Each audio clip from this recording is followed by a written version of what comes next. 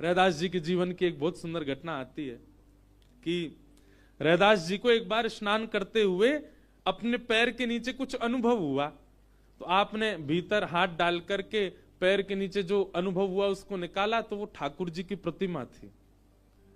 रैदास जी बोले, ओहो, ठाकुर जी खुद ही आ गए अपनी सेवा कराने। रैदास जी उनकी सेवा करने लगे। अब सेवा ऐसी करते थे, रैदास जो थे वो श्रेष्ठ जाति के नहीं थे। बहुत स्पष्टता से सुनिएगा इस बात को बंधुओं, ठाकुर जी जाति नहीं देखते, ये मानवों का स्वभाव है देखने का। जात पात पूछे नहीं को, हरि को भजे सो हरि को हो। एक सनातनी व्यवस्था है, उस व्यवस्था के अनुसार कर्म विभाजित हैं, पर किसी के प्रति हेय दृष्टि रखना, किसी के जन्म सिद्ध जात से उसको हेय मानना, उसको स्पर्श मानना, ये एक महापाप है। ठाकुर जी कभी विचार नहीं। एक कथा सुनाए, दो कथा हो गई एक साथ, सुनाते हैं। याद दिला देना, रैदास जी का चरित्र सुनाना, उससे पहले एक कथा और सुनाऊं। एक बार की बात है, उड़ीसा में पूज्य श्री मलुक वाले महाराज जी एक बार सुना रहे थे, उनसे सुनी थी कि उड़ीसा में जगन्नाथपुरी में लक्ष्मी जी भ्रमण कर रही थी, जगन्नाथ भगवान की पत्नी लक्ष्मी, और पूरी क्षेत्र में भ्रमण करते करते उन्होंने देखा कि मैं किस पर कृपा करूं। तो सबसे पहले लक्ष्मी जी गई अर्चकों के पास, जो जगन्नाथ जी को उठाते, सुलाते, खिलाते, नहलाते, भोजन प्रसाद कराते। बोले ये अर्चक हैं, पहले अर्चकों को देखें, इनके यहां किसी परिवार में अगर हमको कृपा करनी हो तो लक्ष्मी जी सब अर्चकों के घर में गई। देखा महाराज सूर्य उदय हो गया, ये तो अभी सो ही रहे हैं, ना आचार विचार शुद्ध, ना खान पान की शुद्धि। एक बात तो है बंधुओं, अत्यंत सामीप्य में दोष तो होता है। जब किसी वस्तु का बहुत सामीप्य मिल जाता है ना कभी उसकी वैल्यू समझ में नहीं आती हमको। ये हम अपने ऊपर भी कह रहे हैं, हम भी लाल जी के बहुत समीप रहते हैं ना, तो कभी कभी ऐसा होता है कि कहीं पर अव्यवस्था होती है। कहीं कथा में गए, वहां थोड़ी सी अव्यवस्था है, लाल जी के अनुकूल नहीं है। जैसे कि लाल जी को देसी गैया का दूध ही आता है, जर्सी का नहीं आएगा, बाजार का नहीं आएगा। पर कई जगह ऐसे लोग हैं कथा कराने वाले, वो नहीं करते व्यवस्था, या व्यवस्था वहां कई बार होती भी नहीं। तो फिर लाल जी को हम कहते हैं, लाल जी अब यहां तो कछु दना जो है का है, आप बिना दूध के ही रहो। जबकि होना क्या चाहिए, चाहे जो हो जाए, चाहे 20 किलोमीटर दूर से आए, लाल जी के लिए दूध आना चाहिए, बिना दूध के नहीं रहते वो। लेकिन हम ठाकुर जी को ऐसे कह देते हैं, कोई बात नहीं ठाकुर जी, यहां दूध नहीं मिल रहा, 7 दिन बाद कहीं और जाएंगे, वहां तो दूध आएगा आपके लिए।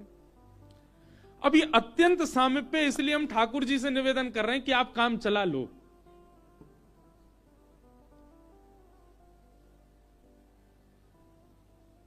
महाराज जब नया नया ब्याह होता है ना घर की लाली का, तो दामाद जी पहली बार जब घर आते हो, दामाद जी कोई डिमांड कर दें कि ये मिठाई खानी है, तो सारे जितने घर के साले होते हैं, घर के बड़े, वो 50 किलोमीटर भागते हैं, जीजा जी के लिए लेके आना है, उन्होंने मांगा है। वही दामाद जी 10 साल बाद आके कुछ कहे, बोले अब जीजू रहने दो, क्या करोगे खाके।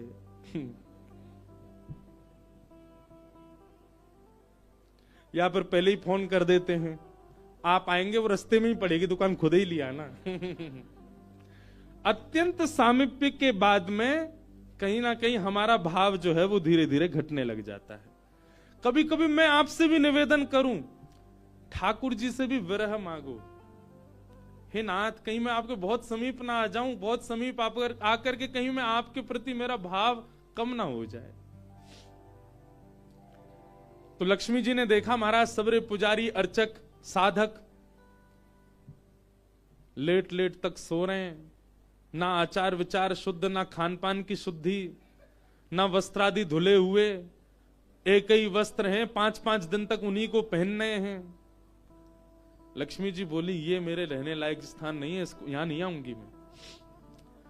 और तभी लक्ष्मी जी ने आगे जाकर के देखा कि वह परिवार जिनको झाड़ू लगाने की सेवा थी, नाली आदि साफ करने की सेवा थी, जिनको मंदिर में प्रवेश तक नहीं करने दिया जाता, उनके घर में गोबर का चौका, सब ब्रह्म मुहूर्त में उठ गए हैं, तुलसी जी को जल दे रहे हैं, घर में बिल्कुल शुद्ध भोजन बन रहा है, आचार विचार की शुद्धि, हाथ स्वच्छ हैं, पैर बच, जन्म से उनकी जाति कहीं ऊंची नहीं है, लेकिन बाकी सब कुछ उनका स्वस्थ था, बिल्कुल शुद्ध था। एक बात याद रखना बंधु, लक्ष्मी जी की कृपा चाहते हैं ना, पवित्र रहना प्रारंभ कर दो। लक्ष्मी जी को पवित्रता बहुत प्रिय है। आपने आज जो वस्त्र पहने, कल अगर आपने पहन लिए, लक्ष्मी जी तुरंत चली जाएंगी। इतनी भी अपवित्रता लक्ष्मी जी को प्रिय नहीं है। लक्ष्मी जी बोली ये अच्छी है, इसके यहां मैं जाऊंगी। लक्ष्मी जी प्रत्यक्ष प्रकट हो गई उनके घर में जाकर के। अब वे तो बेचारे छोटे मोटे लोग, बेचारे ज्यादा धनवान तो थे नहीं। उन्होंने जब देखा कि अत्यंत गहने पहन रखे हैं, ऐसी मधुर सुगंधी आ रही है, रूप देख करके नेत्रों के पलक नहीं झपके जा रहे, सबने दंडवत प्रणाम किया। बोले आपका परिचय? बोले हम जगन्नाथ जी की गृहिणी हैं, साक्षात लक्ष्मी। वे सब घर के लोग, अरे हमारे घर का तो जल भी आपके स्पर्श योग्य नहीं है, हम तो ऐसे लोग हैं, हम तो नीचे लोग हैं। ये लक्ष्मी जी बोली ये सब बात नहीं करो, हम लोग ठाकुर जी ये सब विचार नहीं करते। तुम्हारा आचरण देखो कितना शुद्ध, तुम्हारे व्यवहार कितना शुद्ध, तुम्हारी बुद्धि कितनी शुद्ध है। और सुनो, चौकी लगाओ, जो भी घर में बना है प्रत्यक्ष थाल में पधराओ, हम तुम्हारे यहां प्रसाद पा करके जाएंगे। पूरा घर भाव विवल हो गया, सबके नेत्रों में आंसू, साक्षात लक्ष्मी जी आई हैं। सबने पवाया। लक्ष्मी जी प्रेम से प्रसाद पा रही थी, तभी जगन्नाथ जी के बगल में ही विराजती हैं सुभद्रा जी। सुभद्रा जी के बगल में विराजते हैं श्री बलराम जी। बलराम जी भ्रमण कर रहे थे पुरी में। भ्रमण करते करते वो घर घरों में झांक के देख रहे थे क्या हो रहा है। जैसे ही उस घर में झांक के देखा तो श्री लक्ष्मी जी प्रसाद पा रहे हैं। बलराम जी बोले राम राम राम राम राम राम, ये झाड़ू पोंछा बर्तन करने वाले लोग, इनके यहां पर चले जाओ, इन पे कृपा करो। पर भैया इनके यहां तो भक्ष भक्ष भी बनता होगा, मांस भी बनता होगा, और ये लक्ष्मी जी यहां बैठ करके प्रसाद पा रही, हमारी घर की बेटी, हमारी घर की बहू, बिल्कुल आचार विचार की शुद्धि नहीं रखी। नाक फूल गई। परिवार में 2-3 लोग ऐसे होते हैं उनकी नाक बहुत जल्दी फूल जाती है। पहले तो जेठ जी, दूसरी ननद जी, तीसरे फूफा जी हैं? इनकी नाक बहुत जल्दी फूल जाती है। ये हम यहां पे अगर कोई बैठे हो, जेठ जी, ननद जी, फूफा जी, बुरा नहीं मानना, आपके भी जेठ ननद फूफा होंगे, उनकी भी देखना नाक फूली रहती। बलराम जी की नाक फूल गई। महाराज आकर के कुछ बोले तो नहीं, मंदिर में आके बैठ गए। जगन्नाथपुरी में जो भात बनता है ना, इसीलिए जगन्नाथपुरी में एकादशी नियम नहीं है। क्यों? क्योंकि वहां जो भात निर्मित होता है, ऐसा मान्यता है कि वो लक्ष्मी स्वयं अपने हाथ से बनाती। जगन्नाथपुरी की रसोई घर में जितने भी हमारे अर्चक लगते हैं, प्रसाद बनाने वाले, उन सबको मानसी भाव से ऐसी भावना रखनी पड़ती है कि हम जगन्नाथ जी की गृहिणी लक्ष्मी हैं, तभी वो भात निर्मित करके ठाकुर जी को पधरा सकते हैं, नहीं तो ठाकुर जी भोग नहीं लगाते। इसीलिए जगन्नाथपुरी में एकादशी का भाव नहीं। क्यों? एकादशी के दिन अन्न में पाप का निवास होता है, और लक्ष्मी जिस अन्न को छू दे उसमें पाप कैसे आ सकता है? इसलिए एकादशी के दिन तो स्कंद पुराण में कहते हैं आकंठ पाना चाहिए, मतलब जितना रोज पाते हो उससे दुगना पाना चाहिए एकादशी वाले दिन जगन्नाथपुरी में, क्योंकि लक्ष्मी जी ने बनाया है। तो लक्ष्मी जी प्रसाद बनाती हैं। जैसे ही भोग रखा गया जगन्नाथ जी के आगे, बलभद्र सुभद्रा जी तुरंत हाथ पांव धो के बैठ गए। बलराम जी अपने सिंहासन से ही नहीं उठे, नाक फुला के बैठे हैं। जगन्नाथ जी बोले भैया आ जाओ, भोग आए गए, हमें नहीं पाना, तुम लोग पाओ। क्यों, क्या हो गया? अब क्या बोले, अब तो सब आचार विचार सब खत्म हो चुका है। परमात्मा होते हुए भी हमारे यहां आचार विचार नहीं चल रहा है, तो फिर इंसान क्या आचार विचार का पालन करेगा? जगन्नाथ जी बोले, भाई कोई बात पे बुरा मान गए जे तो इनसे बात करें। जगन्नाथ जी गए, भैया कहा भयो, आप इतने उदास क्यों, इतने नाराज क्यों? सब बात बताई बलराम जी ने। बोले, लक्ष्मी जी आज सुबह सुबह एक ऐसे के घर में गई और वहां जाके प्रसाद पा रही थी, बिल्कुल विचार नहीं किया, कहां शुद्धता कहां अपवित्रता। हम तो इनके हाथ का बना भोजन नहीं करेंगे। अब जगन्नाथ जी बड़ी दुविधा में पड़ गए। यदि पाऊं तो भैया नाराज बैठे, भैया कहेंगे मैं नाराज हूं, इससे को कोई फर्क नहीं पड़ा है, फिर भी पा रहा है। और नहीं पाऊं तो लक्ष्मी जी टेढ़ी टेढ़ी देख रही हैं कि मैंने बनाया, ये पा क्यों नहीं रहे। जगन्नाथ जी बोले, लक्ष्मी जी को तो मना लिया जाएगा बाद में, पर ये नहीं माने ना, ये तो शेषनाग हैं, इनको ज्यादा ही क्रोध आ गया तो जोर से सिर हिला देंगे, प्रलय और हो जाएगा। जगन्नाथ जी ने लक्ष्मी जी से कहा, देखो भैया नहीं पा रहे तो हम भी नहीं पाएंगे। लक्ष्मी जी बोले, कोई बात नहीं। एक दिन नहीं पाया, दूसरे दिन फिर लक्ष्मी जी ने बनाया, फिर नहीं पाया, तीसरे दिन फिर लक्ष्मी जी ने प्रसाद पधराया, फिर नहीं पाया। तो लक्ष्मी जी बोली, भाई कोई बात है तो हमसे बोलो सीधे, ये प्रसाद रोज छोड़ देना, ये कैसा तरीका है आपका नाराज होने का? कहीं बलराम जी बोलते हुए सुन लिए लक्ष्मी जी ने कि भाई इनके हाथ का बना हम नहीं पाएंगे। लक्ष्मी जी ने जाकर के जगन्नाथ जी से कहा, देखो संपूर्ण जगन्नाथपुरी में प्रसाद बनाने की सेवा हमारी, और आपके भैया कह रहे हैं कि हमारे हाथ का बना पाएंगे नहीं। जब हमारी सेवा लेनी नहीं तो फिर हम यहां क्यों रहें? इसलिए आप हमको आज्ञा दें, अब हम जहां हमारा सुख है हम वहां चले जाते हैं, हम चले जाते हैं श्री क्षेत्र से। जगन्नाथ प्रभु कुछ, अच्छा जगन्नाथ जी को भी लीला करनी है इसलिए वो कुछ नहीं बोले। अब कुछ नहीं बोले तो लक्ष्मी जी समझ गई, बोले मौन मतलब हाँ ही होता है। लक्ष्मी जी बोले, ठीक है आप लोग शयन करो, रात्रि का समय। बलभद्र सुभद्रा जगन्नाथ जी के कपाट बंद हो गए। लक्ष्मी जी बोली, अब हम जा रही हैं, और मंदिर से श्री लक्ष्मी जी चली गई। प्रातः काल ब्रह्म मुहूर्त का समय हुआ। महाराज जगन्नाथ जी बलराम जी जैसे ही उठे तो क्या पाया, नीचे फर्श पे पड़े थे।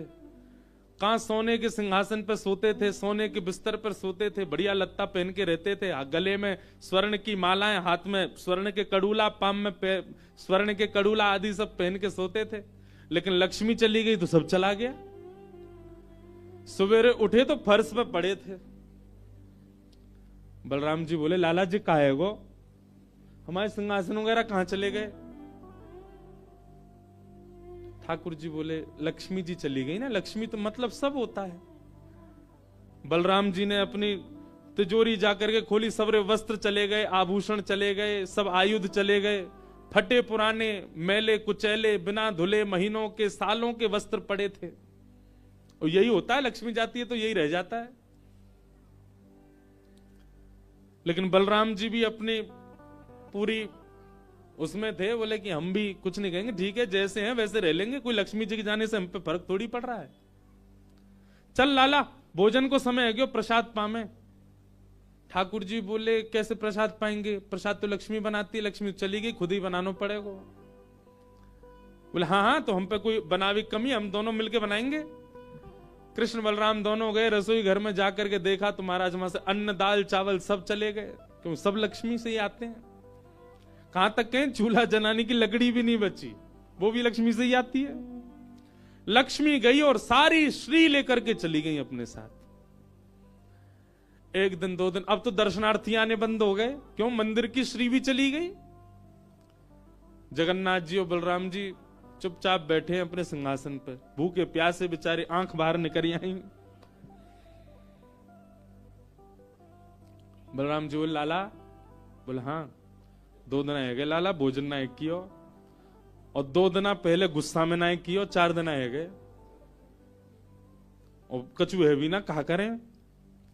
देखो इस बात को कोई ऐसे मत ले लेना, लोग सोचने वाले यूं भी लेते हैं, बताओ महाराज जी कुछ भी बोल रहे हैं, वो साक्षात ब्रह्म हैं, लक्ष्मी जाने से उन पर कोई प्रभाव पड़ेगा? लक्ष्मी जाने से कोई प्रभाव नहीं पड़ता ठाकुर जी पर ठाकुर जी बलराम जी को ये बताना चाह रहे हैं कि भाई किसी को हे दृष्टि से मत देखो, उसी के लिए पूरी लीला हो रही है।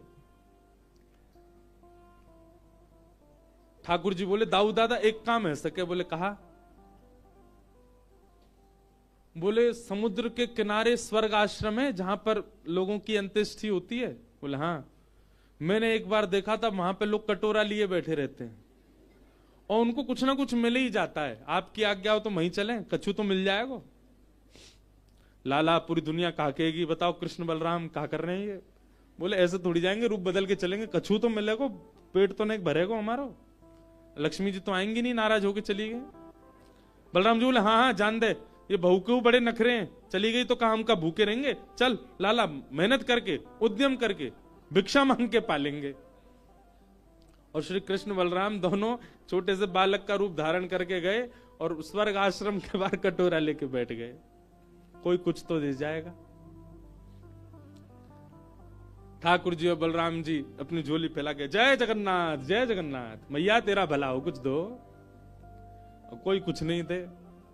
एक ने तो डांट दिया, बोले हे छोटे बालकों क्या करते हो, विद्यालय जाया करो, पढ़ाई लिखाई किया करो, क्या बचपन में आके बैठ गए हो यहाँ पे। बलराम जी बोले लाला ही तो बहुत डांट रही है। ठाकुर जी मनी मन कहें और कर लो अपमान लक्ष्मी जी का।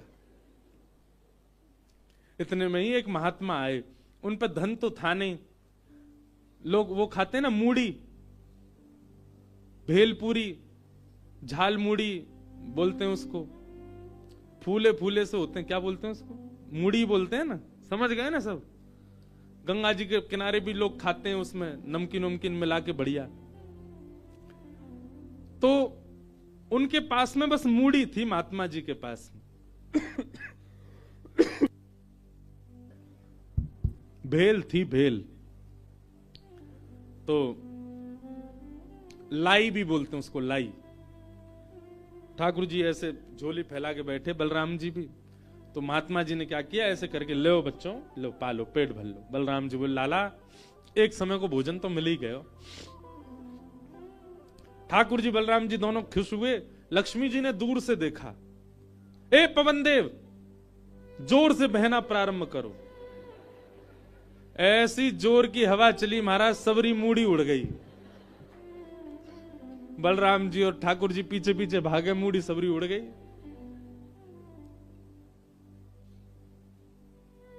बलराम जी बोले लाला ये क्या हो गया? बोले भैया हम संकोच में कुछ कहते नहीं, आप बड़े भैया हो, पर हम एक बात कहें, ये लक्ष्मी के बिना सब हाल हो रहा है हमारा। ठीक है बहू है, आपने समझा देते, आप भी बिल्कुल नाक फुला के बैठ गए, गुस्सा है के बैठ गए, चली गई बेचारी। यदि वे प्रसन्न हो जाए तो फिर सब ठीक है जाएगा। अरे ना बेटा कोई बात नहीं, हम तो क्षमा मांग लेंगे, तेने पहले क्यों ना कही मोते। ठाकुर जी बोले अब कोई बात नहीं, अब चलते हैं, ढूंढे उनको कहां है। पूरे पुरी में ढूंढा, कहां है लक्ष्मी जी। लक्ष्मी जी उसी कन्या के घर में थी, उसी घर में थी जहां देख करके बलराम जी को हीन भावना आ गई थी। बलराम जी लेके गए, लाला यही घर में बैठी जब मैंने देखी काई। वहां जाकर के देखा तो महाराज उस घर में बिल्कुल जैसे मंदिर की रौनक होती है, ऐसी रौनक उस घर की हो रही थी। फर्श लगे हुए हैं, बढ़िया सोने चांदी के बर्तन रखे हैं, एक जगमगा रहा है मणियों से पूरा घर भवन। और बाहर बैठ करके उस महिला के जिसके ऊपर कृपा की थी लक्ष्मी, उसके बालक भर भर के सामग्री दे रहे हैं लोगों को, भोजन की सामग्री, वस्त्र ले जाओ, ये ले जाओ, कोई गरीब कन्या के लिए धन ले जाओ, राशि ले जाओ, सोने की मोहर ले जाओ। लक्ष्मी जी बैठी है घर में। ठाकुर जी बोले अब लक्ष्मी जी तो नाराज हैं, भैया एक काम करें हम भी लाइन में लग जाएं, कछु मांग लें, लेके चल दें। जैसे ही ठाकुर जी और बलराम जी लगे कतार में, भीतर से लक्ष्मी जी को देख के दया आ गई। मेरे प्राणनाथ ये चाहे तो सर्वसमर्थ हैं, परंतु बलराम जी को बताने के लिए पूरी लीला कर रहे हैं। लक्ष्मी जी तुरंत बाहर आई और दोनों को इशारा किया, आप लोग इधर आओ। बलराम जी बोले देख बहू तू नाराज मत हो, हम ते गलती है गई, और वैसे गलती तेरी भी कम नहीं, तो को नहीं जानो चाहिए ऐसी जगह। लक्ष्मी जी बोली दाऊ दादा ठाकुर जी के लिए सब अलाव है, हमारे लिए इतने बंधन, वे किसी भी भक्त पर कृपा करने जा सकते हैं, वहां पर जात पात नहीं देखी जाती, वहां पर यह नहीं देखा जाता कि भजने वाला कौन है, ब्राह्मण है, क्षत्रिय, वैश्य कौन है, सब पर वो अनुग्रह कर सकते हैं। तो फिर हमारे ऊपर इतनी रोक टोक क्यों? और किसी के जन्मगत व्यवहार से उसका पूरा जीवन नहीं आंकना चाहिए, उसके स्वभाव व्यवहार से देखना चाहिए कि वो है कैसा। कहां आप कहते हैं कि ब्राह्मण सर्वश्रेष्ठ, और वो देर देर तक सो के उठ रहे हैं, उनके यहां शुद्धि नहीं, वस्त्र 4-4 दिन तक पहन रहे हैं, एक महीना एक ही धोती में निकाल रहे हैं। आप कह रहे हैं कि वो श्रेष्ठ, और ये लोग जो इतनी पवित्रता का ध्यान रखते हैं, इन पर कृपा ना हो? हमारे अनुसार तो जो अपने कर्म से शुद्ध है वो शुद्ध है। बलराम जी और ठाकुर जी दोनों मान गए, जैसी आपकी इच्छा। बोले नहीं, आज के बाद हम आपसे एक नियम चाहते हैं। क्या? बोले श्री जगन्नाथपुरी में नियम कर दीजिए। बोले क्या? जिस महाप्रसाद को ब्राह्मण पाएगा उसी महाप्रसाद को शूद्र भी पाएगा, दोनों को समान फल मिलेगा। और यहां महाप्रसाद का ऐसा नियम रखा जाए कि अगर एक ही पत्तल में दोनों बैठ करके पालें तो दोनों को समान पुण्य प्राप्त होगा। महाप्रसाद पाते ही, अन्य तीर्थों में तो बहुत साधन करने पड़ेंगे, पर पुरी में आकर के कोई एक दिन का भी यदि महाप्रसाद का पाले तो उसको सर्व साधनों का फल प्राप्त हो जाए। और किसी भी प्रकार से यह ना देखा जाए कि कौन किस वर्ण का है, वो स्वभाव से शुद्ध होना चाहिए। हम सबको हृदय लगावे। अगर ये सब आपको मंजूर हो तो मैं राजी हूं।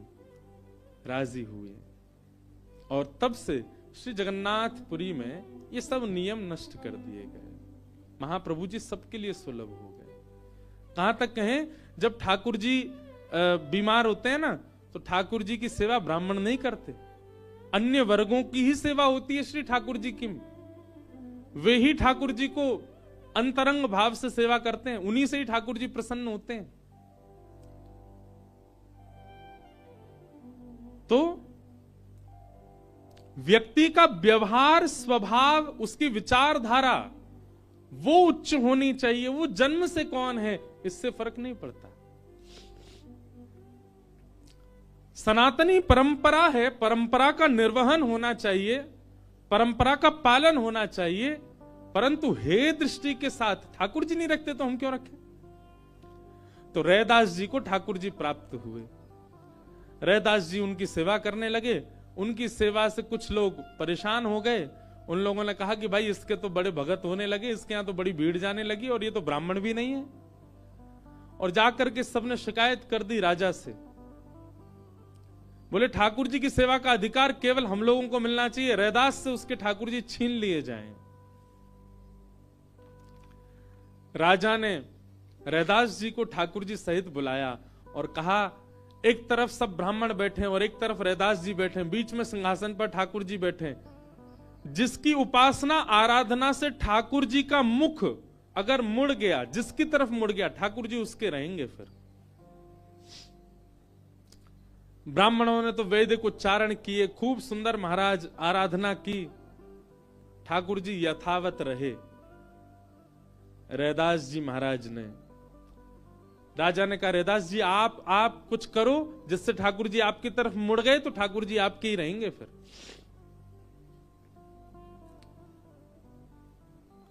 रैदास जी ने एक पद गाया,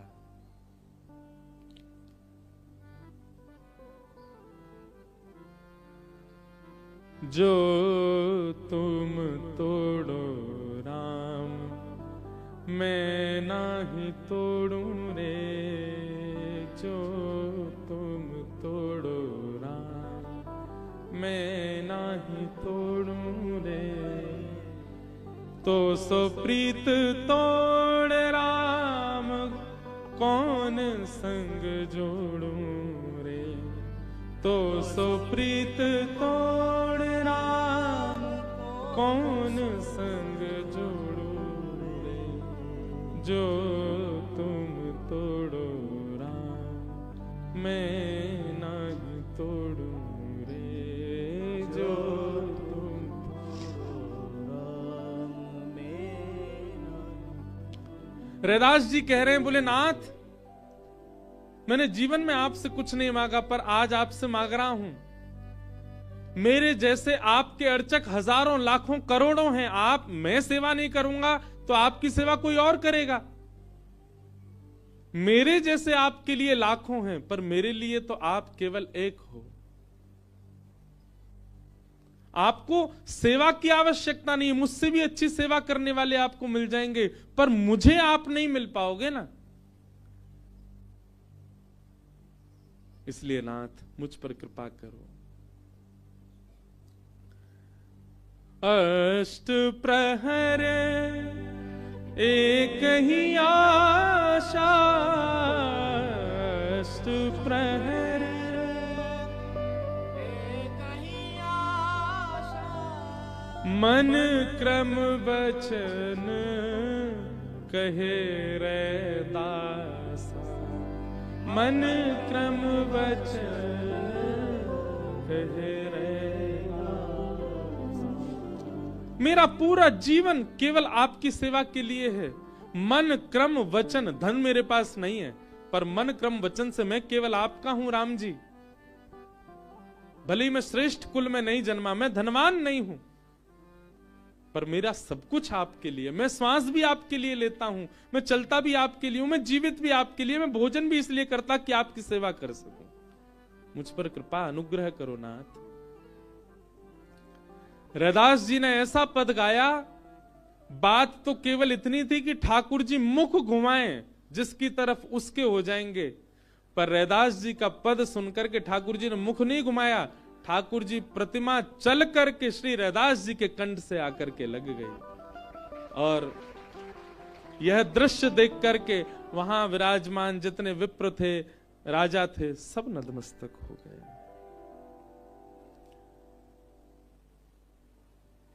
भैया,